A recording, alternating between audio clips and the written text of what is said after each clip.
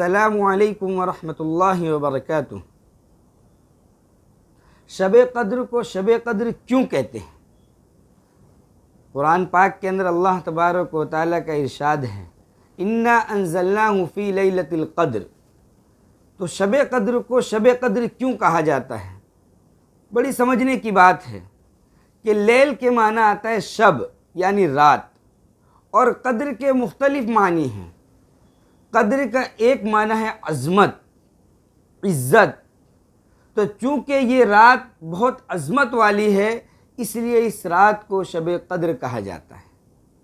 اور قدر کے ایک معنی ہے تقدیر، چونکہ اس رات کے اندر تقدیری فیصلے ہوتے ہیں اس لیے اس رات کو شب قدر کہا جاتا ہے۔